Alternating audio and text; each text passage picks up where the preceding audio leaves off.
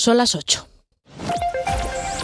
Radio del Principado de Asturias, RPA, Asturias Hoy, primera edición.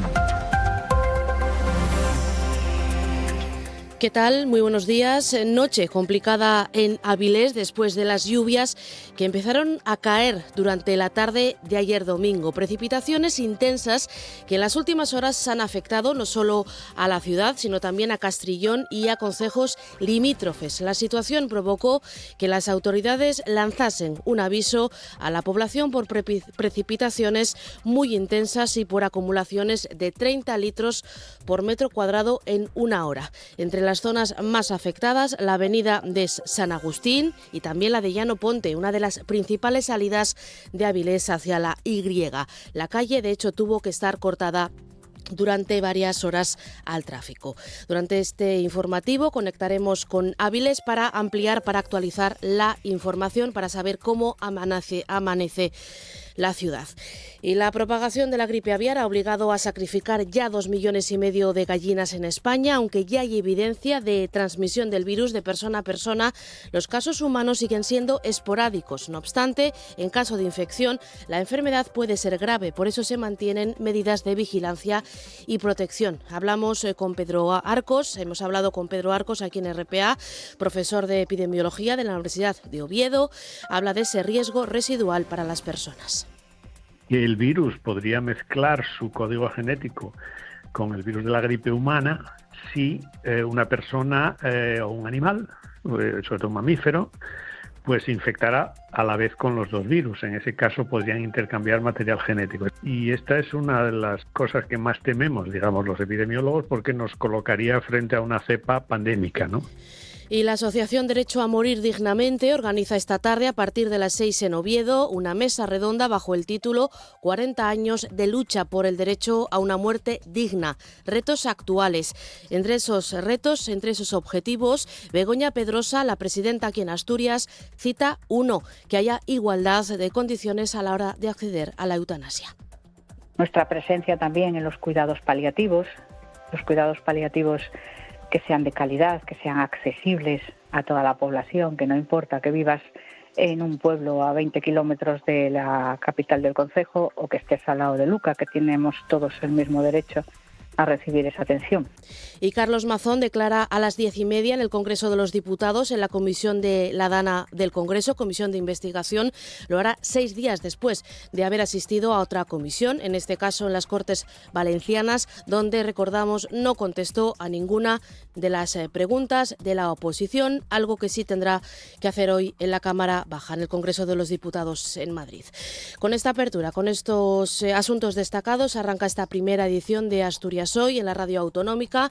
Lo hace con Paula Rodríguez, con Ángeles García en labores de redacción y locución y con Simón Rupérez en la parte técnica. También arrancamos con estos titulares en formato breve. Asturias Hoy. El Consejo de Política Fiscal y Financiera reúne hoy a Gobierno y comunidades. En esta reunión, Hacienda trasladará a los responsables autonómicos el techo de gasto y los límites de déficit y deuda para las administraciones públicas. Estos índices sirven de eje central para elaborar las cuentas públicas de 2026. Tras el encuentro, el Gobierno de Asturias ya podrá concretar las cuentas autonómicas del próximo año. También se prevé que en esa reunión el Gobierno pueda avanzar las líneas generales de la reforma de la financiación autonómica. Guillermo Peláez, el consejero asturiano, confía en que la cita de hoy allana el camino para presentar las cuentas autonómicas de 2026. Nosotros creemos que este lunes vamos a despejar muchas incógnitas que nos va a permitir trabajar no con estimaciones sino con cifras ciertas y por tanto movilizar al máximo los recursos de los que disponemos para ponerlos al servicio de los ciudadanos. Así que yo creo que despejada esa incógnita en los próximos días se podrán presentar el presupuesto. Y hoy se sienta en el banquillo el acusado de provocar el incendio en el Naranco en 2023. La Fiscalía solicita una pena de 13 años de prisión, una multa de 7.800 euros y más de 60.000 euros en indemnizaciones. Es la mayor petición de condena hecha por la Fiscalía de Medio Ambiente. El incendio afectó al Naranco y a una parte del municipio de Llanera. El Código Penal contempla como agravante el haber generado peligro para la población. Lo recordaba hace unos días Esperanza González Abella, fiscala general de Medio Ambiente, en una entrevista concedida al programa La Otra Arista de TPA.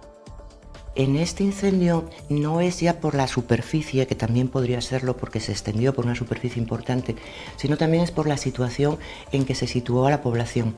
Fue necesario evacuar a muchísimas personas en diferentes núcleos, y no solo a título preventivo, sino que realmente sus posesiones y sus propiedades se quemaron. Y en 2024 Asturias registró 27 fallecidos en las carreteras. Son 11 menos que en 2023. Se les ha rendido homenaje durante el Día Mundial de las Víctimas de Tráfico. La Fundación Abata de Ayuda al Accidentado pone el foco en dos colectivos especialmente vulnerables, los motoristas y los ciclistas. También denuncian que la actual legislación no beneficia a las víctimas, sino a las aseguradoras. Gemma Rodríguez es delegada de Abata en Asturias. Las personas acuden a urgencias, pero en urgencias ya te mandan rellenar papeles, el lesionado pues no sabe la mitad de los datos de los papeles que les hacen cubrir, y encima estás pues con unas lesiones, te dicen que ya no puedes acudir a la Seguridad Social porque es un accidente de tráfico, entonces pues falla el sistema en ese sentido. Y sigue ingresada a la unidad de psiquiatría de Luca la menor que apuñaló mortalmente a su cuñada en Candamo. La joven de 17 años está siendo tratada por problemas de salud mental. Los psiquiatras que la atienden decidirán hoy si está en condiciones de declarar ante el fiscal de menores que instruye la causa. La autopsia de la víctima, Natalia Menéndez, de 20 años, concluyó que falleció de una puñalada en el abdomen que le provocó una hemorragia interna. Los agentes han tomado ya declaración a los testigos, a los padres de la fallecida y las parejas de la víctima y de la agresora. El tráfico. Lo que toca ahora es conocer la situación de las carreteras de la mano de la DGT. ¿Qué tal? Buenos días. ¿Cómo amanece Asturias? Buenos días. A esta hora situación tranquila en la red de carreteras del Principado de Asturias. Tan solo encontrarán complicaciones en la A66 en el entorno de Coyoto y Paredes el Cuetu, ya en dirección a Gijón, mientras que en el resto de red de carreteras y principales accesos a Gijón y Oviedo se circula con normalidad. Gracias, DGT. Vamos ahora a conocer cómo se circula por las principales ciudades asturianas. Empezamos en Oviedo. Policía local, buenos días. Hola, buenos días. ¿Qué tal por ahí hasta ahora? Se circula con normalidad en toda la ciudad. Gracias, Oviedo. No tenemos conexión con Gijón, con lo cual vamos directamente a Avilés. ¿Cómo amanecéis después de esta noche y tarde complicada? Contadnos. Hola, buenos días, es Avilés. Pues el tráfico en Avilés ahora mismo comienza a restablecerse en su totalidad, aunque hay que tener especial atención en la calle Eduardo Carreño, que se encuentra cortado el carril de descenso, y también el acceso a Castrillón por la avenida Lugo no se encuentra cortado, pero sí hay gran cantidad de agua, con lo cual el tráfico debe de fluir suavemente. Gracias, tomamos nota y apelamos a la prudencia a los conductores que circulen por allí. Gracias, Avilés. El tiempo. Previsión meteorológica para las próximas horas de la mano de Alba Rodríguez. ¿Qué tal? Buenos días. Hola Elia, ¿qué tal? Buenos días. Hoy arrancamos la semana con un cambio en las condiciones atmosféricas. Le decimos adiós a ese viento de componente sur que lleva acompañándonos y robándose el protagonismo durante toda la semana pasada. Ese viento ha perdido intensidad y comienza a rolar a componente noreste. Como consecuencia, vamos viendo cómo poco a poco las temperaturas, a partir de ayer ya notábamos ese descenso en las temperaturas máximas, siguen bajando las temperaturas máximas y esto nos deja valores alrededor de los 18-19 grados en gran parte del Principado de Asturias. De momento arrancamos la semana con condiciones tranquilas de estabilidad, abundantes nubes en el cielo, pero a medida que vayan pasando las horas iremos viendo cómo estas nubes van a empezar a ser activas ya al mediodía. Nubosidad que nos va a dejar acumulados de manera discreta, no esperamos lluvias muy importantes, pero sí es cierto que los chubascos nos van a acompañar durante la segunda mitad del día, a excepción de concejos del suroccidente, donde allí las nubes sí van a alternar con algunos tímidos claros, pero no esperamos que aparezcan las precipitaciones. La semana comienza con condiciones de estabilidad, pero se va a ir desarrollando con abundantes nubes, con lluvia y sobre todo con frío. Un frío que va a ser mucho más evidente. El ambiente fresco va a hacerse notar a partir de la jornada del jueves. Van a bajar las temperaturas y hablaremos incluso de nieve en cotas alrededor de los 600-700 metros de altitud. Asturias al día.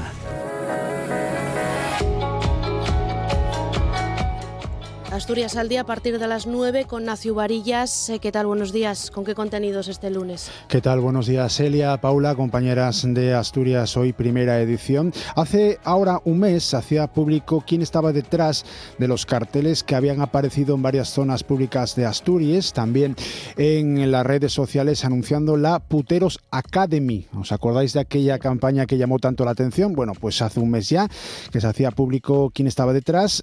Estaba detrás de esto Médicos del Mundo y el Gobierno del Principado. Pues vamos a hacer balance de esta iniciativa con el presidente de Médicos del Mundo en Asturias, con José Fernández, y con la directora general de Igualdad, con Vanessa Fernández. También nuevas iniciativas que vamos a anunciar respecto de esta campaña. En nuestra segunda parte, a partir de las 10, la Fundación Avata de Ayuda al Accidentado conmemoraba ayer domingo el Día Mundial de las Víctimas de Tráfico, tema que también lleváis esta mañana en Asturias Hoy, primera edición. Tenían una serie de actos en Ubieu. Vamos a tener con nosotros a la delegada de Avata en Asturias, a Gema Rodríguez, y a María Ángeles Ruiz, es pareja de un ciclista fallecido en accidente de tráfico. Y en la tercera parte, a partir de las 10:30 y hasta las 11, la banda de música de Siero conmemora su 40 aniversario con un concierto. Será este viernes en el Auditorio de la Pola. Tendremos aquí al director de la banda de música de Siero, a Emilio Huerta Villanueva, y a Mili Cimadevilla, compañera de RTPA y vicepresidenta de la Asociación Sierense Amigos de la Música ASAM. Gracias, Nacio. Quedamos pendientes de esa edición de Asturias al día. Gracias. Están escuchando Asturias Hoy, primera edición. Bueno, cuando son las 8:11 empezamos con uno de los temas que avanzábamos en los titulares. Hoy el Ministerio de Hacienda ha convocado a las comunidades autónomas a una nueva reunión del Consejo de Política Fiscal y Financiera. El cónclave, cuya convocatoria se espera desde hace semanas, servirá para concretar los objetivos de estabilidad y los límites de gasto, tanto para elaborar los presupuestos generales como las cuentas autonómicas y locales de 2026. En esta reunión, Hacienda trasladará a los responsables autonómicos el techo de gasto y los límites de déficit y deuda para las administraciones públicas. Estos índices sirven de eje central para elaborar las cuentas públicas del próximo año, de 2026. El consejero de Hacienda asturiano, Guillermo Peláez, avanzaba hace unos días que la concreción de estos datos permitirá presentar ya las cuentas autonómicas de 2026. Nosotros creemos que este lunes vamos a despejar muchas incógnitas, que nos va a permitir trabajar no con estimaciones, sino con cifras ciertas y, por tanto, movilizar al máximo los recursos de los que disponemos para ponerlos al servicio de los ciudadanos. Así que yo creo que, despejada esa incógnita, en los próximos días se podrán presentar el presupuesto. Las comunidades gobernadas por el Partido Popular, 11 de 17, acuden con pocas expectativas a este encuentro. Dan por hecho que los objetivos de estabilidad no van a salir adelante en las Cortes al carecer el Gobierno de mayoría parlamentaria, y además muchas comunidades aseguran que ya han elaborado los presupuestos con sus propios cálculos. En el encuentro también se abordará la reforma de la financiación autonómica. La gran mayoría de comunidades consideran que la financiación singular catalana perjudica al resto. Asturias, de hecho, se opone a la financiación singular para Cataluña. El presidente del Principado considera que cualquier cambio en el modelo de financiación debe ser negociado multilateralmente entre todas las comunidades autónomas y no de forma bilateral. El PP también rechaza ese modelo singular para Cataluña al considerar que rompe el principio de igualdad entre ciudadanos. Y en Gijón, pequeños propietarios de viviendas se manifestaron ayer para pedir que se elimine la medida adoptada de forma temporal durante la pandemia de COVID y que impide el desahucio de los inquilinos en caso de vulnerabilidad. También critican que el Principado, que el Gobierno autonómico vaya a fomentar, dicen, la seguridad jurídica a través del programa Alquilamoste, pero que en estos casos particulares de impago los propietarios, dice, se queden desamparados. Los arrendadores denuncian que el decreto implantado durante la pandemia para proteger a la población más vulnerable ante la crisis del COVID-19 ha provocado desde entonces una situación de desprotección para los pequeños propietarios. Ana Belén Beltrán, Mercedes Fernández y Cristina González son tres de las propietarias afectadas. Tengo un inquilino que no me paga desde el primer día. Lleva 2 años y medio de atrasos, más de 15.000 euros de deuda, le pago el agua, la luz. Entraron una familia, tienen un bebé, pagaron el primer mes, el mes de entrada. El segundo ya dijeron que no podían pagarlo y ella se va de vacaciones, se permite el lujo de muchas cosas y yo no llego al salario mínimo. Otro es Alfredo Alonso, que lleva más de 7 años enfrentándose a impagos que suman 35.000 euros. Dejó de pagar, ahí se metió y empezaron a apoyar a los servicios sociales y nada. Hablan de lo que consideran doble rasero del Principado, por un lado ofreciendo seguridad jurídica a través del programa Alquilamoste y por otro dejando indefensos a los propietarios. Silvia Viniegra es otra de las propietarias afectadas. La Administración reconoce que es la seguridad jurídica lo que se necesita para alquilar un piso y a nosotros nos mantiene con esa inseguridad jurídica, ese temor al impago. Y seguimos hablando de vivienda porque la Confederación Estatal de Asociaciones Vecinales de Gijón ha incluido la recuperación de los espacios degradados entre las prioridades de la Declaración sobre Vivienda. Esta semana se hará pública y se trasladará al Principado y también al Gobierno estatal. Los participantes en esa mesa insisten en la necesidad de un pacto de Estado por la vivienda para poder controlar el proceso especulativo, un pacto que permita generar políticas estables y coherentes en el tiempo. Manuel Cañete es el presidente de la Federación de Asociaciones de Vecinos de Gijón. El bien común está en la posibilidad de la construcción de vivienda pública, insisto, bien sea de titularidad propia de compra o bien en alquiler, que es en los modelos a los que se está trabajando ahora. Y luego, por otro lado, hemos hablado mucho de la necesidad de rehabilitar las ciudades, los entornos que existen para que no sean entornos degradados. RPA, Asturias Hoy, primera edición. Y el Consorcio de Transportes de Asturias, el CTA, refuerza desde hoy, desde este lunes 17 de noviembre, las conexiones entre Villaviciosa y Gijón y Oviedo ante el aumento de la demanda de viajeros. En concreto, en la ruta Gijón-Villaviciosa se contará con un vehículo extra en el servicio directo de las 2:30 y se adelantará la salida de la expedición que va por el Gobernador a las 2:15 a partir del próximo día 24 de noviembre. Unos cambios que afectan a la parrilla de horarios en los días laborables. En el caso de la conexión con Oviedo, desde esta semana, todos los viernes, en periodo lectivo, se habilitarán vehículos de refuerzo en las rutas que parten desde Villaviciosa a las 4 y a las 6 y en la que sale de la capital a las 5 de vuelta a Villaviciosa.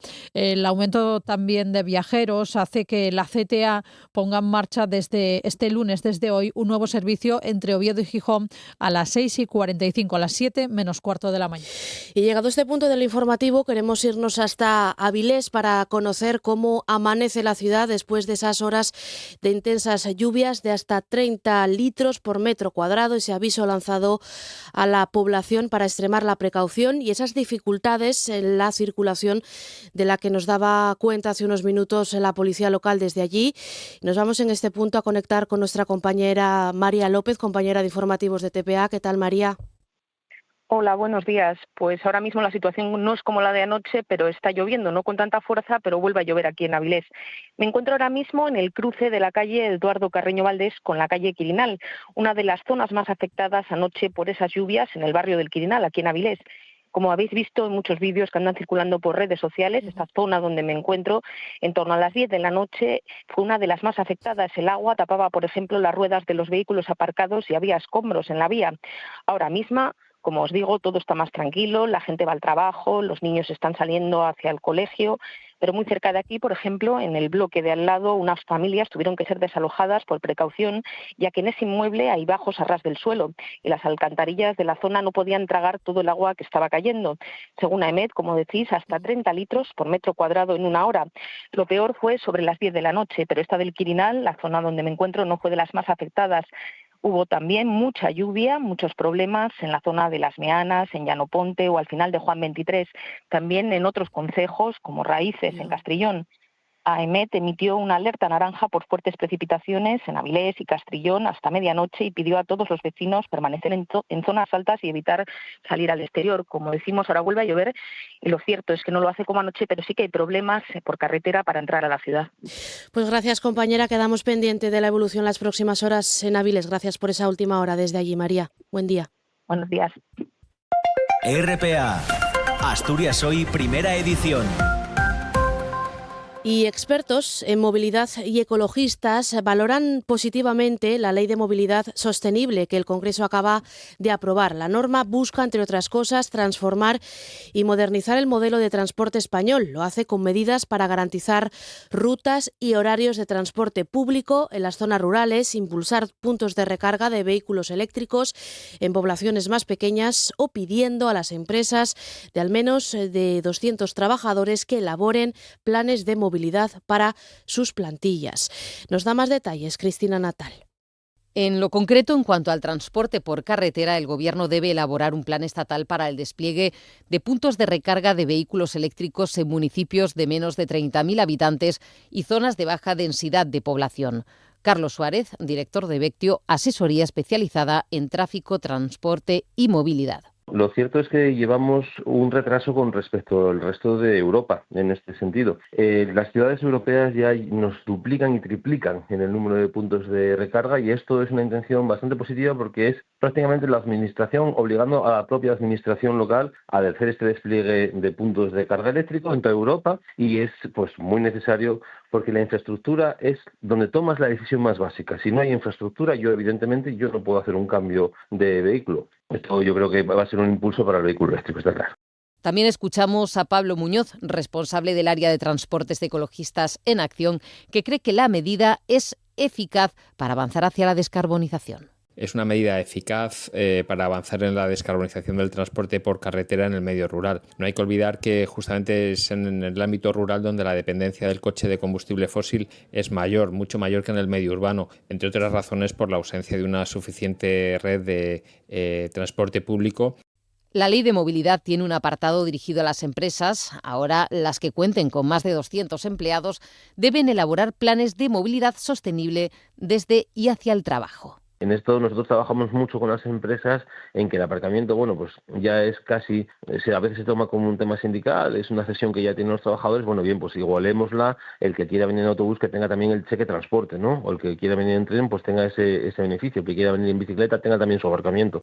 Para Ecologistas en Acción es positivo que no saliera adelante la enmienda del PP que planteaba que el número de trabajadores a aplicar con esta medida fuera de 500. Las empresas con más de 500 empleados son realmente muy pocas. Lo que necesitamos son planes de movilidad sostenible que, en primer lugar, reduzcan el número de desplazamientos al trabajo y, segundo, traten de evitar el uso excesivo del vehículo privado para los desplazamientos a los centros de trabajo. Sí consiguió el Partido Popular que no se revisara el sistema de etiquetado ambiental de la DGT para tener en cuenta las emisiones. Se mantendrá el criterio de antigüedad del vehículo, algo que no comparten ni desde Vectio ni desde Ecologistas en Acción. Lo que pasa es que el etiquetado que se hizo en España es muy raro porque, claro, no va por emisiones, va por año de compra del coche, de tal forma que si tú tienes un híbrido de mucha potencia que consume 12 kilómetros a los 100 en urbano, puede entrar porque es del año 2024 y si tienes, sin embargo, tienes un Ford Fiesta del año 93 que tiene menos emisiones, pues no puede entrar porque es muy antiguo. Yo creo que ese etiquetado salió con una intención en su momento y no vendría mal una revisión a vista de que no estamos consiguiendo que el menos contaminante se quede fuera, sino el más antiguo. Es un sistema engañoso, es un sistema confuso y que necesita ser revisado para incluir pues toda la información y todos los datos y todos los avances tecnológicos que se han producido durante estos últimos años para que realmente refleje los niveles de contaminación y de emisiones de los vehículos. Y lo avanzábamos en titulares. Repuntan las víctimas mortales en accidentes de tráfico en Asturias. 28 personas han fallecido en nuestras carreteras en lo que llevamos de 2025. Son 5 más que los fallecidos todo el año pasado. Además, 1 de cada 4 fallecidos era motorista. El perfil de las víctimas es un hombre de entre 40 y 50 años y la causa más habitual es por salida de vía, interurbana y en fin de semana. En todo, 2024 se registraron 896 accidentes con heridos. Ayer se conmemoró el Día de las Víctimas en Carretera. En Oviedo, varios colectivos de moteros y la Asociación de Víctimas de Accidentes de Tráfico recordaron a los fallecidos. También pidieron la creación de un protocolo para informar a las víctimas y a sus familiares de sus derechos y de su atención psicológica, de la atención psicológica. Además, han vuelto a pedir tolerancia cero al volante. Lo hacía María Ángeles Gómez, viuda de un ciclista fallecido.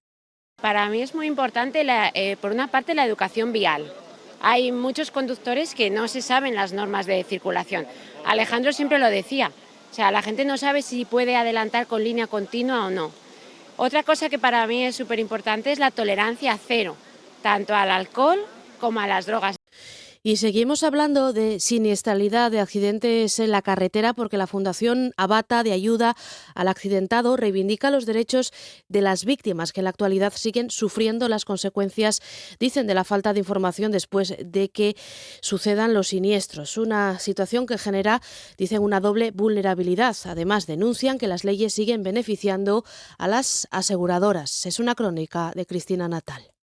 Abata recuerda a las personas que han perdido su vida en la carretera, pero también quiere reivindicar, como cada año, los derechos de las víctimas que en la actualidad siguen sufriendo, dice Gemma Rodríguez, delegada de Abata en Asturias, siguen sufriendo la falta de información. Las personas acuden a urgencias, pero en urgencias ya te mandan a rellenar papeles, el lesionado pues, no sabe la mitad de los datos de los papeles que les hacen cubrir y encima estás pues con unas lesiones, te dicen que ya no puedes acudir a la Seguridad Social porque es un accidente de tráfico, entonces pues falla el sistema en ese sentido. También quieren visibilizar que la actual legislación no beneficia a las víctimas, sino a las aseguradoras. Pues que las últimas reformas legales al final son favorables pues para el mundo asegurador y no para la víctima. ¿Por qué? Porque han aumentado por los plazos en los que la aseguradora tiene que indemnizar al lesionado. Han aumentado los plazos para que las compañías se pongan en contacto con las víctimas. Entonces, lógicamente, pues al final la víctima de un accidente es doblemente luego víctima de cómo está la ley y del propio sistema, ¿no?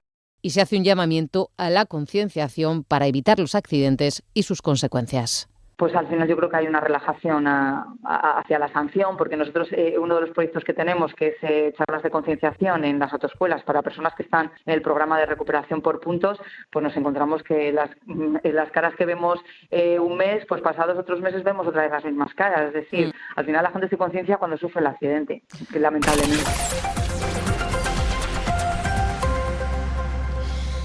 Y la propagación de la gripe aviar ha obligado a sacrificar ya 2,5 millones de gallinas en España. Ha llevado al Ministerio de Agricultura, Pesca y Alimentación, como saben, a adoptar medidas más restrictivas, a decidir que todas las aves de corral queden confinadas y no circulen por las zonas al aire libre. Hablamos de esto, ha hablado nuestra compañera Cristina Natal con Pedro Arcos.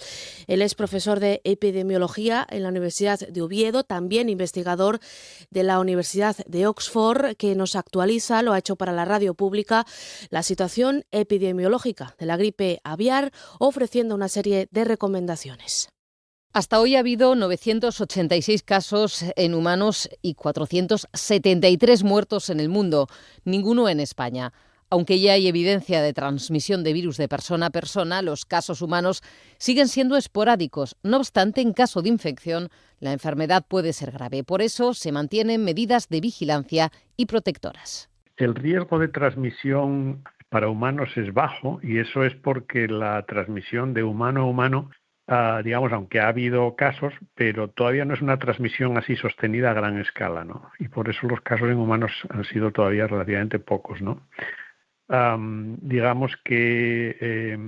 Por tanto, el riesgo de infección de gripe aviar para los humanos es bajo, pero sin embargo es muy alto para las aves y también hay un impacto económico para la industria avícola.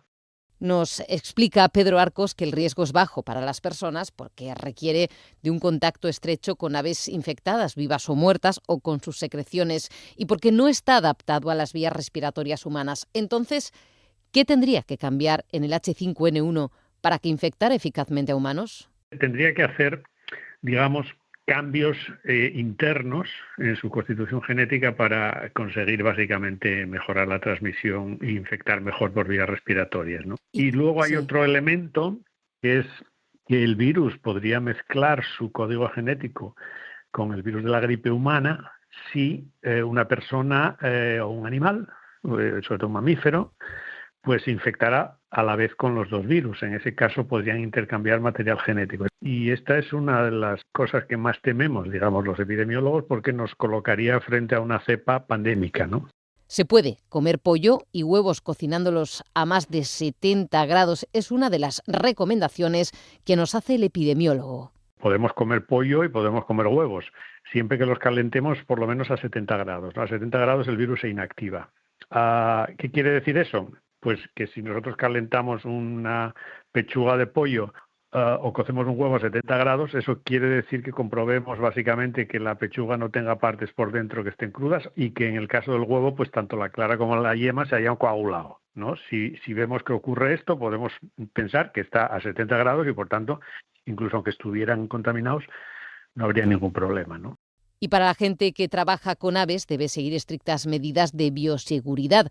Una última recomendación: si han manipulado aves especialmente infectadas y tienen fiebre o síntomas respiratorios, informen a su médico. Por cierto, la vacuna de la gripe estacional en humanos no protege frente a la gripe aviar específica. Y son ya las 8:30 y hoy se sienta en el banquillo un vecino de Llanera de 47 años acusado de haber provocado el incendio que en 2023 arrasó el Monte Naranco en Oviedo, afectando a la población de Fitoria. La Fiscalía pide para él una pena de 13 años de cárcel, una multa de 7.800 euros y más de 60.000 en concepto de indemnizaciones. Es la mayor petición de cárcel hecha por la Fiscalía de Medio Ambiente. En la audiencia provincial, el acusado tendrá que rendir cuentas por ese incendio del Naranco y por otro de menor entidad en Llanera.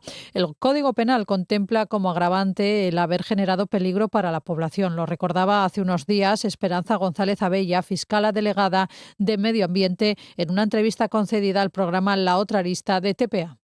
No es necesario que le ocurra nada a nadie. Peligro para la vida e integridad de las personas. Y fíjate que la pena que prevé es de prisión de 10 a 20 años. En este incendio no es ya por la superficie, que también podría serlo porque se extendió por una superficie importante, sino también es por la situación en que se situó a la población.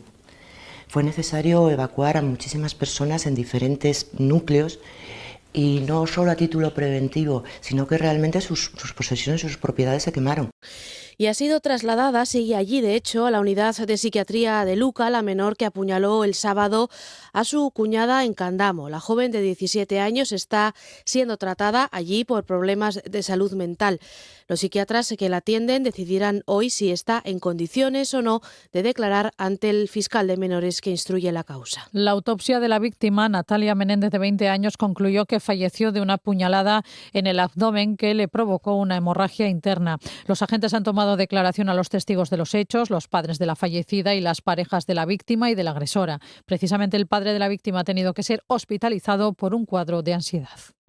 Precisamente el funeral de la joven fallecida se celebrará hoy a las 4 de la tarde en Grullos, en Candamo. Desde el ayuntamiento, su alcaldesa, Marta Menéndez, ha decretado 3 días de luto oficial en la zona. Las banderas ondearán a media asta.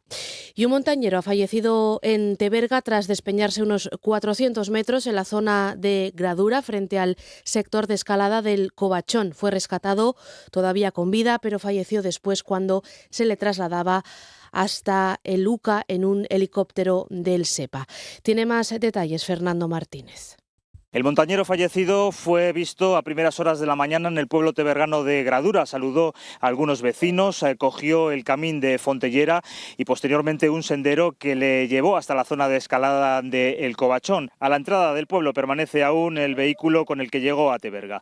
A la 1 de la tarde, una llamada al 112 alertaba de que se había visto a una persona despeñada que había caído pendiente abajo unos 300 o 400 metros. Hasta la zona se desplazó el grupo de rescate de bomberos de Asturias a bordo del helicóptero medicalizado y los bomberos con base en el parque de Proaza. Tras localizar al varón se le practicó una reanimación cardiopulmonar y se le inmovilizó para trasladarle en helicóptero hasta el Hospital Universitario Central de Asturias. Se le hizo con una grúa hasta la aeronave, pero durante el traslado el hombre falleció. El helicóptero incluso tuvo que aterrizar en el pueblo de Entrago, donde esperaron a la Guardia Civil, que se hizo cargo del cadáver. Los vecinos de Gradura recuerdan que la zona donde ha sucedido el accidente es un lugar de frecuente paso de montañeros aficionados a la escalada. Y después de 6 días de búsqueda en Tineo, la Guardia Civil y los bomberos localizaron ayer a Tomás Rodríguez, a Tomasín, en perfecto estado de salud en Obona, en Tineo. Tras comprobar que estaba bien, él mismo volvió al monte. Nos da más detalles Ángeles García. Un vecino de la zona lo vio a primera hora y avisó a los servicios de emergencias. Los bomberos, que se encontraban rastreando una zona próxima, fueron los primeros en llegar. Tras comprobar que se encontraba bien, explican que hizo la compra en el bar tienda de la localidad y emprendió de nuevo camino hacia el monte, rechazando ser examinado por los servicios médicos. Uno de esos bomberos que habló con él fue Evaristo García, jefe de la zona de Centro de Bomberos Asturias. Yo hablo con él y le pregunto cómo está. Él me dice que está bien y hace la compra normal y corriente y nada, mantuvimos una conversación y sin más. La prima, que es quien denunció la desaparición, estuvo intentando convencerlo para que fuera con ella, bueno, al pueblo de Allaneza, y él dice que no hubo manera de que fuera con ella y se le dejó seguir su camino. El operativo de búsqueda se puso en marcha el martes, después de que la familia del desaparecido denunciase que llevaba sin tener noticias de él desde finales de octubre. Al final lo encontraron y estaba bien. Abelino Torres es jefe de la Capitanía de la Guardia Civil de Pravia. Llamamos a la familia, porque fue la que puso la denuncia, una prima segunda de él, y a ver si se podían hacer cargo de él, pero él es como es y no, él va a seguir por el monte y va a seguir haciendo lo que le parezca.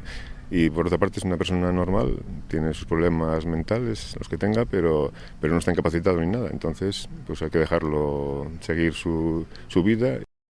Y la Policía Local restablece desde hoy la oficina del DNI en la Jefatura Superior de Asturias, en la calle Plácido Arango, Arias número 9 de Oviedo, después de meses de obras para adaptar esas instalaciones y hacerlas más accesibles. Hoy ya está disponible, ya se puede pedir cita previa para renovar DNI o pasaporte en esas instalaciones.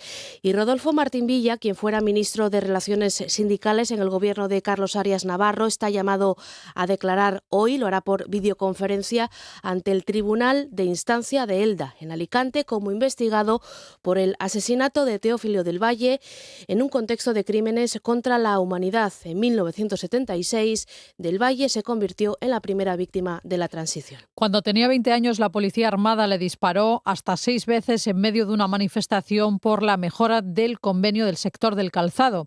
El miércoles 19 declarará también como investigado el policía franquista Daniel Aroca del Rey. Fue él el autor de los disparos, el último se le dio en la nuca. Es la primera vez que un caso de estas características se lleva a juicio, en el que se acusa a los investigadores de crímenes contra la humanidad que llegan, como decimos, a un juzgado español. Asturias Hoy, primera edición. Noticias. Y este lunes, 17 de noviembre, es el Día Mundial del Cáncer de Pulmón. Hablamos del tercer tipo de cáncer más diagnosticado en España, después del de colon y del de mama. Según las estimaciones más recientes de la Sociedad Española de Oncología Médica, en 2025 se diagnosticarán más de 32.000 nuevos casos en España, aunque el tabaquismo continúa siendo el principal factor de riesgo. Entre un 15 y un 20% de los diagnósticos se producen en personas que nunca han fumado. El UCA ha desarrollado una técnica pionera para eliminar tumores en bronquios con microondas. Lo ha logrado el equipo de neumología intervencionista. Uno de sus integrantes es el neumólogo Miguel Ariza, que ya nos escucha. ¿Qué tal? Buenos días, Miguel. Un placer estar en vuestro programa. ¿Qué tal, Miguel? Hablamos de esa técnica pionera que presentabais la semana pasada. ¿Sobre qué tipo de tumor habéis logrado intervenir? Arrojanos un poco más de luz para entender lo significativo del avance, Miguel. Sí, fíjate, muchos pacientes tienen dentro del bronquio, lamentablemente, algún tipo de lesión que obstruye por completo el paso del aire. Estos pacientes vienen muy malitos, vienen con mucha fatiga, mucha disnea, ¿no?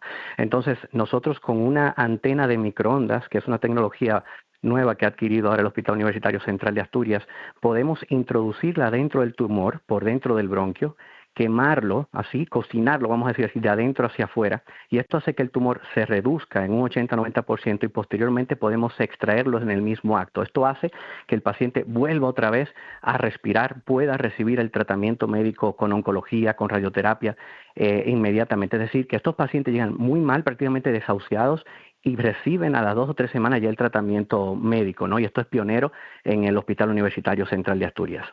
Entiendo entonces que es una técnica reservada a un perfil de paciente muy concreto, sobre el que se han probado ya otras terapias, otras intervenciones que han resultado infructuosas, Miguel. Existen diferentes formas de poder extraer el tumor dentro de la vía aérea, ¿no? Que tenemos esas herramientas también, pero esta en específico, que es ablación por microondas, hace que la técnica sea mucho más segura, porque al tú poder introducir la antena dentro del tumor y guiado por ecografía, puedes ver los vasos dentro del tumor, cómo se comporta. Tú lo estás tratando, no solamente lo estás retirando, sino que primero lo estás tratando antes para poder retirarlo. Y esto es muy bueno porque no solamente es cáncer de pulmón, que hoy estamos hablando de cáncer de pulmón, sino que es todo tipo de lesión endobronquial, es decir, cáncer de mama, de próstata, de colon, todo tipo de tumor que afecta la vía aérea central, con esta técnica podemos desobstruirla. Hoy decíamos antes en la apertura que es el Día Mundial del Cáncer de Pulmón. Se está viendo en los últimos años un aumento progresivo pero constante de casos en menores de 45 años. ¿Cuáles son los factores? ¿Por qué está creciendo el número de casos entre la población joven? Se está viendo, bueno, primero, lamentablemente ha habido y se ve un crecimiento, primero mujeres no fumadoras, menores de 40 años, sobre todo gente joven. Yo pienso que, y todo lo que pensamos, ¿no? Yo creo que tiene que ver también mucho factores ambientales, factores genéticos. Cada vez, también otra cosa importante, el vapeo, cuidado con el vapeo, que estamos hablando de cáncer de pulmón y esto todavía no está nada claro que esto pueda tener efectos secundarios a largo plazo, pero de momento lo que estamos viendo es una incidencia, o sea, los hombres están cada vez fumando menos, las mujeres están fumando más y esto se ve mucho en las adolescencias, en el colegio.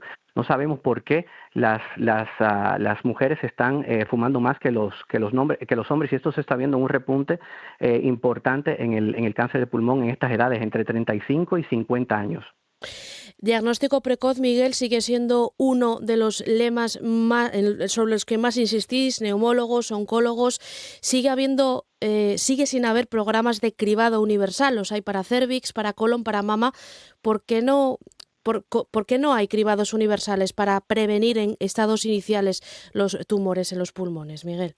Se sigue luchando muchísimo con esto. Ahora mismo hay un programa que se está desarrollando a nivel nacional y que lo está liderando ahora el hospital en Avilés, el Hospital Universitario de Avilés, que es para el cribado. Y se están viendo resultados tremendos. Yo creo que esto tarde o temprano va a caer. Hay países ya en Europa y en Estados Unidos, el cribado se está realizando de forma continua y natural. Lo que pasa es que se está valorando probablemente el tema de costes en este sentido. Pero nosotros pensamos como neumólogos que, oye, ¿cuánto cuesta salvar una vida, no? Este tipo de pacientes que tú lo puedes tomar en estados muy iniciales donde el tratamiento va a ser dirigido y tienen una oportunidad de curarse en el cáncer de pulmón, ahorra muchísimos costes a largo plazo porque evitas tratamientos muy costosos. Yo creo que tarde o temprano esto va a caer por su propio peso y yo creo que tendremos un programa de cribado de cáncer de pulmón muy rápido, probablemente el próximo año o dentro de 2 años, pero esto va a caer, muy importante. Y sobre todo, Miguel, perdona, porque insistís mucho los especialistas, los médicos, en que los síntomas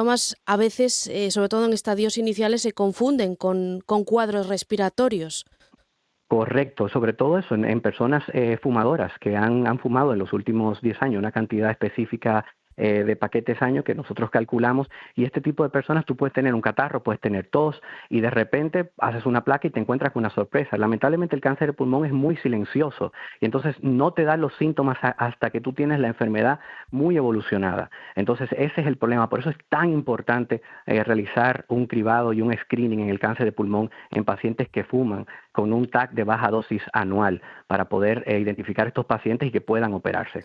Y sobre todo, Miguel, algo que también comentáis mucho los neumólogos, el cuerpo, una vez que una persona deja el hábito tabáquico, tarda años, décadas en quedar limpio totalmente, no sé si llega incluso a estarlo totalmente. O sea, la incidencia del tabaco no cesa cuando una persona abandona el cigarrillo. Correcto, yo creo que el mensaje es: no se puede fumar, hay que dejar de fumar. Ese es el mensaje principal. Puedes dejar de fumar y al año puedes notar cierta mejoría en los síntomas que tenía por el tabaco.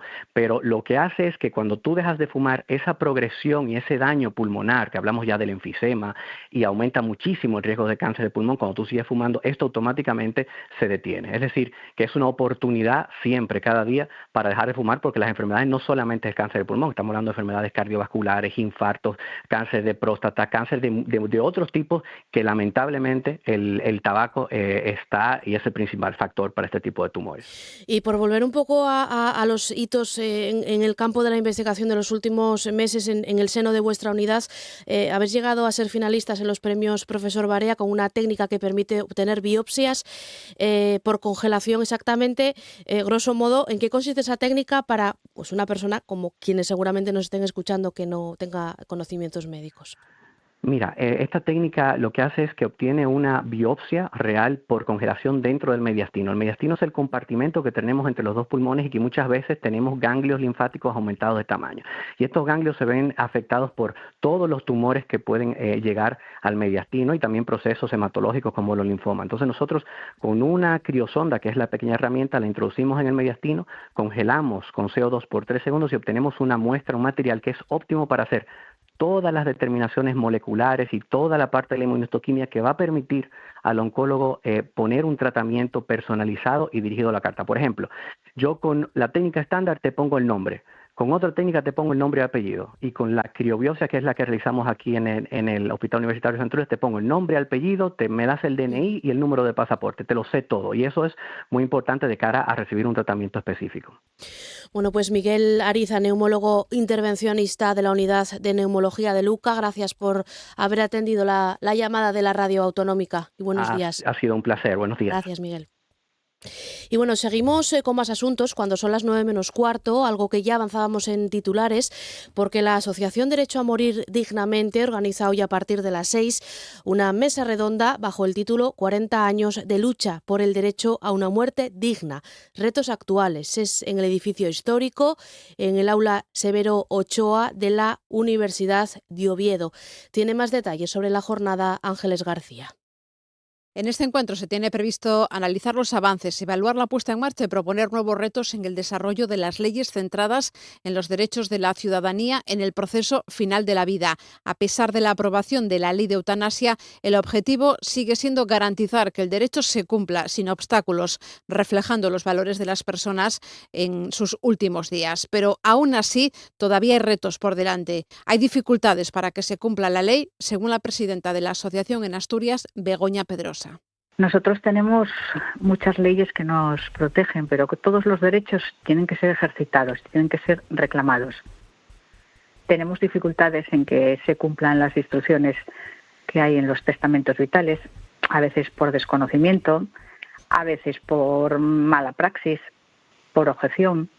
Por eso tenemos que a veces luchar caso a caso para que la voluntad de una persona dentro de la legalidad se respete.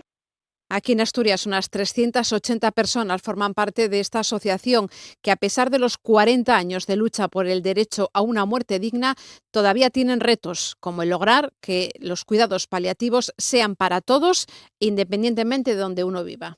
Nuestra presencia también en los cuidados paliativos que sean de calidad, que sean accesibles a toda la población, que no importa que vivas en un pueblo a 20 kilómetros de la capital del concejo o que estés al lado de Luca, que tenemos todos el mismo derecho a recibir esa atención.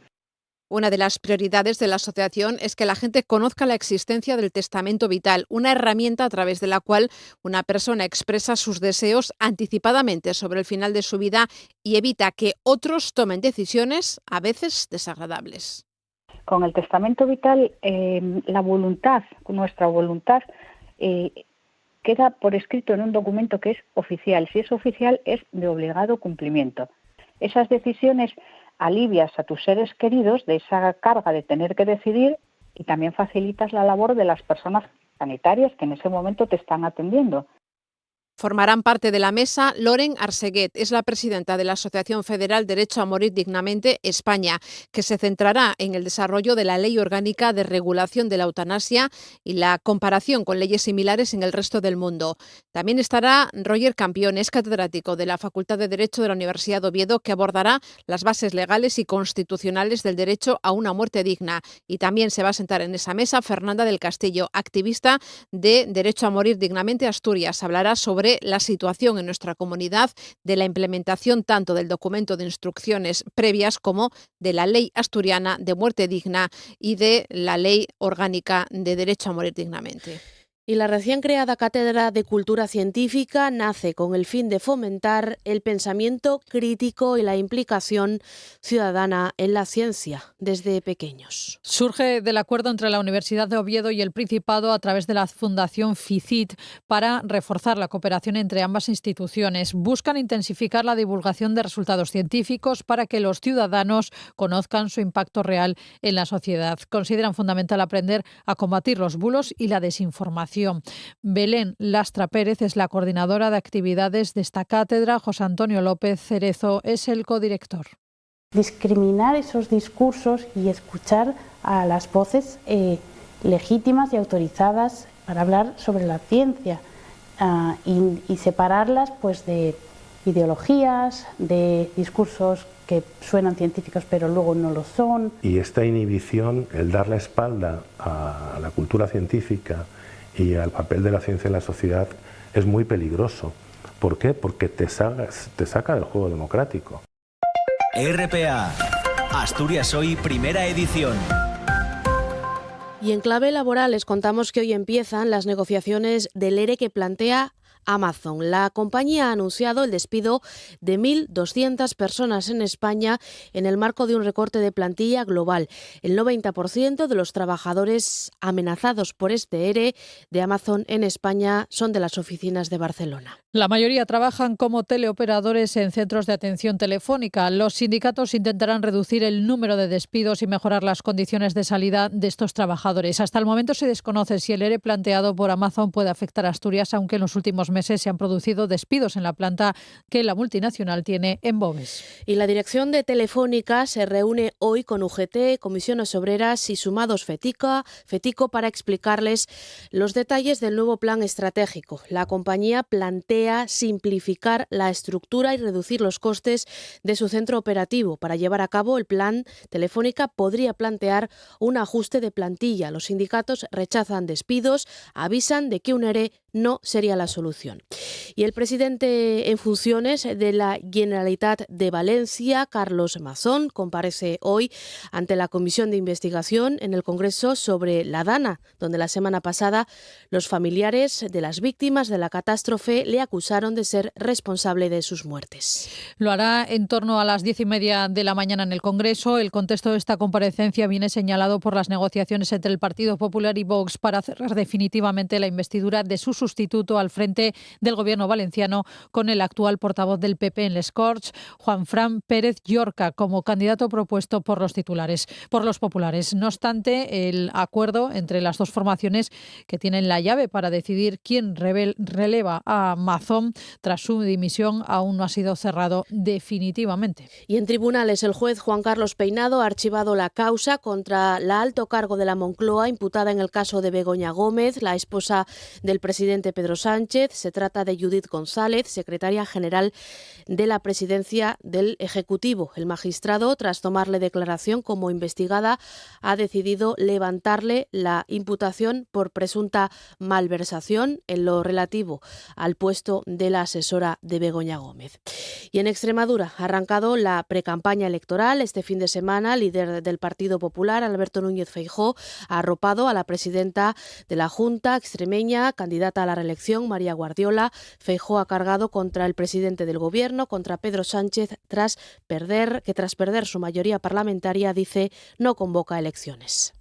Sánchez trata de retrasar como sea lo inevitable. Y María adelanta elecciones para afrontarlo todo. Y por eso estamos aquí y así.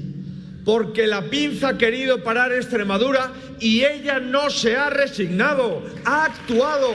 Precisamente ayer se cumplieron 2 años de la investidura de Pedro Sánchez. El presidente del Ejecutivo llega a la mitad del mandato sin una mayoría parlamentaria, tal y como dice Feijóo, que le permita sacar adelante los proyectos de gobierno. Aún así, en un vídeo publicado en sus redes sociales, Pedro Sánchez ha celebrado esos 2 años de mandato. Ha dicho que seguirá trabajando por mejorar la vida de los españoles. Y la verdad es que no hemos dejado de trabajar para mejorar la vida de la gente de a pie. Ahí están los resultados. España tiene hoy más de 22 millones de personas ocupadas. Somos un país que crece más que el resto de las economías avanzadas, con paz social y sin dejar de lado uno de los principales compromisos de mi gobierno, que es el compromiso climático. En Asturias Hoy, primera edición, Deportes. Actualidad deportiva de lunes con Bea Otero. ¿Qué tal? Buenos días, Bea. Hola, buenos días. El Sporting empató a 1 ante el Eibar en el Molinón. Corpas en el minuto 4 hizo el 0-1 para el equipo armero. Dubasín empató de penalti para los gijoneses en el 31 de la segunda parte. Borja Jiménez es el entrenador del Sporting.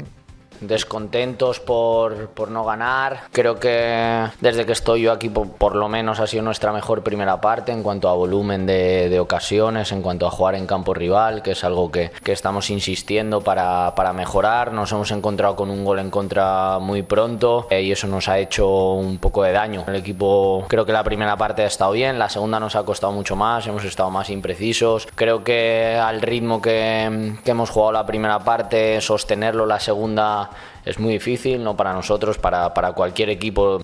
El Real Oviedo volverá mañana al trabajo para preparar el partido ante el Rayo Vallecano, que tendrá lugar el domingo a las 2 de la tarde en el Carlos Tartiere. Y el exentrenador del Real Oviedo, Veljko Paunovic, será indemnizado por la entidad azul, al igual que sus ayudantes en el club ovetense. La entidad de la capital acepta que el del pasado 9 de octubre fue un despido improcedente, por lo que tras este acuerdo evita ir a los tribunales con el actual seleccionador serbio y le pagará 1,7 millones de euros. En primera ref, el Avilés ya piensa en el partido del sábado ante el Mérida tras el empate a 0 ante el Arenas. Los de Dani Vidal son segundos en la clasificación.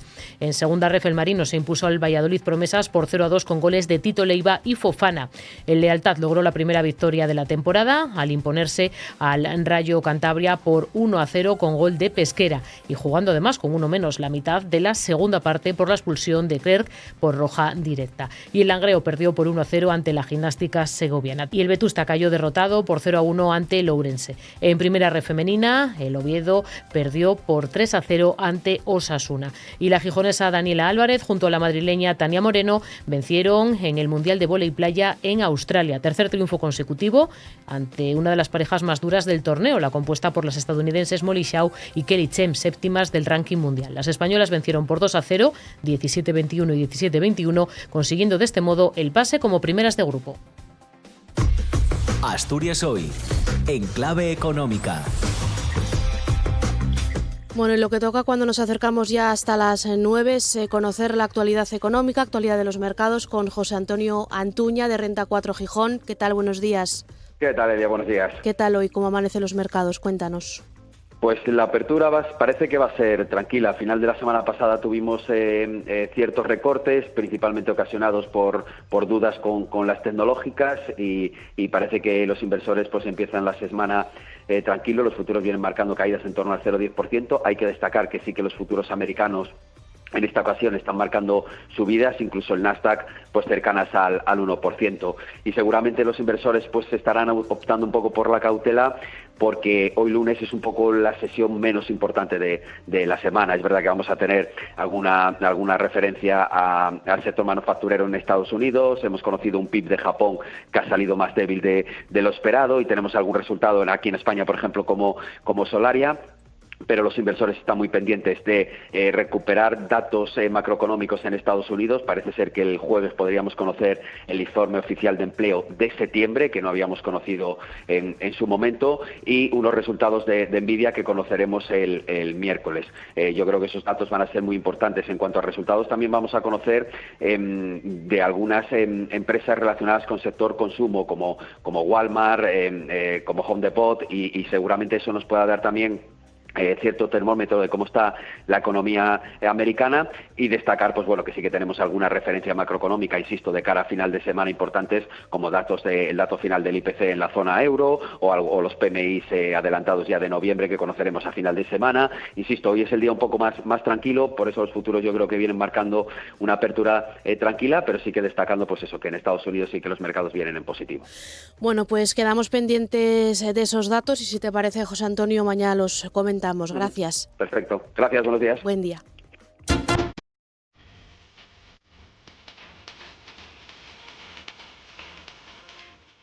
Y hasta aquí la primera edición de Asturias Hoy, hasta aquí el matinal de la radio autonómica. Gracias por escuchar la información. Se quedan en compañía de Asturias al Día. Buen lunes.